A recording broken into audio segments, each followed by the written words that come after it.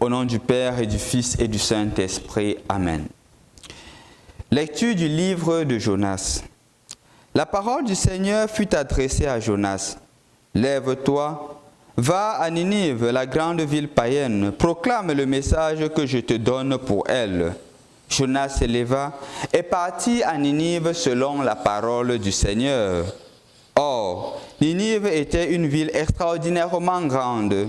Il fallait 3 jours pour la traverser. Jonas la parcourut une journée à peine en proclamant « Encore 40 jours et Ninive sera détruite ».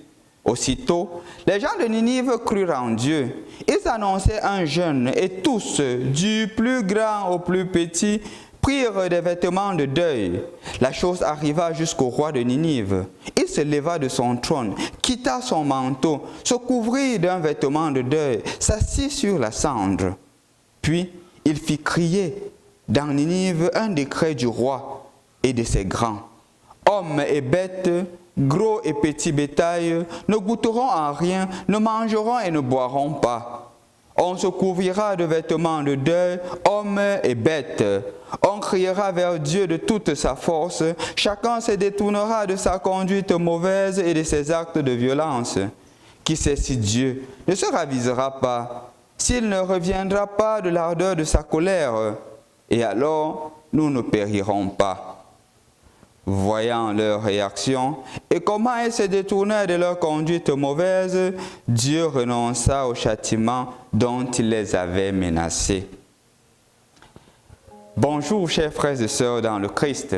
Les lectures qui nous sont proposées sont encore un appel à la conversion, à un barbabalique le haut, comme je l'ai dit à l'entame de cette période de temps de carême. En effet, chers frères et sœurs dans le Christ, la première lecture nous est présentée en rapport avec l'Évangile. En effet, l'Évangile, Jésus décrit justement l'attitude du peuple de son temps et les invite ainsi à la conversion. Et il prend 2 images. La reine de Saba et justement la situation de Ninive à travers le prophète Jonas. Chers frères et sœurs dans le Christ, je voudrais que nous nous appesantissions aujourd'hui sur la situation de Jonas. En effet, la situation qui est présentée aujourd'hui n'est pas une situation aussi facile. C'est vrai que lorsque nous lisons le 3e chapitre, on a clairement l'impression que Jonas est allé, a commencé à évangéliser et la conversion a suivi. Mais quand on commence à lire depuis le 1er chapitre, on voit clairement que Jonas ne voulait pas aller évangéliser la ville de Ninive. Jonas refusait. En effet, quand le Seigneur l'a envoyé à Ninive, il a utilisé le chemin contraire. Et de façon mystérieuse et miraculeuse, le Seigneur lui a un peu forcé la main. Et ce qui l'a amené à Ninive, c'est ce qu'on écoute aujourd'hui.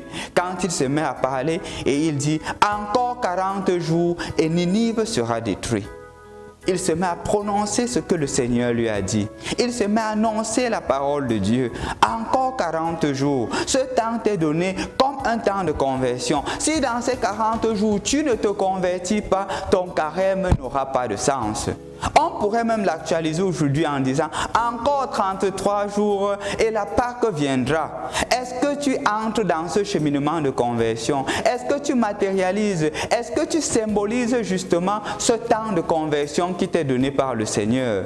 Est-ce que tu la prends au sérieux? Est-ce que tes engagements de carême qui t'ont été proposés sont mis en pratique? C'est justement ce qui est demandé. C'est justement ce à quoi nous sommes appelés pendant ces 40 jours. Et de ce fait, il y a 2 actions. La conversion personnelle qui nous est adressée, moi aussi, avec mes engagements, comment est-ce que je les vis? Jusqu'à maintenant, est-ce que je concrétise mes engagements? Peut-être je me suis engagé à prier un peu plus. Est-ce que je le fais? Regardez bien la situation du peuple de Ninive dans la lecture que nous avions écoutée. La conversion n'est pas seulement une conversion individuelle, elle est une conversion collective. Quand le Seigneur appelle à la conversion, ce n'est pas seulement ma propre conversion, c'est la conversion qui m'incarne et qui affecte la communauté. Chers frères et sœurs dans le Christ, c'est pour cela que lorsque j'entre dans ce cheminement de conversion, dans ce temps de carême, je ne dois pas garder cela pour moi. Je dois aussi amener les autres à se convertir. Ça commence peut-être en famille. Est-ce qu'en famille, cette situation de prière, cet engagement de vie de prière intensifié se résume à moi ou elle s'élargit à la grande famille? Est-ce que je n'invite pas aussi mes camarades, mes frères et sœurs à la prière, à la conversion? Est-ce que je ne partage pas mes expériences de conversion, mes expériences de carême avec les autres, ou je les garde pour moi? C'est justement à cela qu'on va un peu plus se démarquer de Jonas, où on va faire la conversion que Jonas a fait, en se convertissant aussi, en annonçant à Jésus aux autres, en annonçant à Jésus l'amour que Dieu nous a donné. Encore 33 jours. 33 jours pour se convertir. 33 jours pour annoncer Jésus aux autres. Mon frère, ma soeur, prends cet appel au sérieux et entre dans ce cheminement de conversion. Je voudrais l'illustrer avec une situation qui s'est produite il y a de cela quelques temps. Je travaille avec les jeunes, c'est pour cela que vous allez constater que je prends beaucoup d'exemples sur les jeunes. Et j'ai demandé à un autre jeune que, s'il te plaît, je souhaite que tu sois un jeune qui était plus adulte. Et je lui ai dit que je souhaite que tu sois un peu plus proche de ce jeune-ci là. Question de l'aider à grandir. Et ce jeune a me répondre, non mon père, vraiment, que la personne fasse le même cheminement que moi. Que la personne fasse le même cheminement de conversion. Je dis pourquoi? Et au jeune de me dire, mon père, depuis l'année passée, lorsque cette personne-là venait à notre rencontre, cette personne avait toujours eu un caractère hautain et se sentant suffisant. Et moi, je ne voudrais pas entrer dans cela. Si la personne ne veut pas, tant mieux pour lui. C'est justement une erreur. Ce temps de carême, ce n'est pas un temps où on se centre sur soi. C'est un temps pour être missionnaire, pour annoncer aux autres l'amour de Dieu, pour annoncer aux autres combien Dieu nous a touchés et combien il appelle à la conversion. Une conversion personnelle et une conversion collective. Si pendant ce temps de carême, tu parviens non seulement à vivre tes engagements, mais à pousser une autre personne à vivre ne serait-ce qu'un engagement de carême, ce carême sera fructueux pour toi. Je t'invite donc, aujourd'hui par exemple, à poser un acte missionnaire. Appelle quelqu'un, appelle un ami, appelle un frère et dis-lui, Jésus t'aime et moi je t'aime. Fais-le.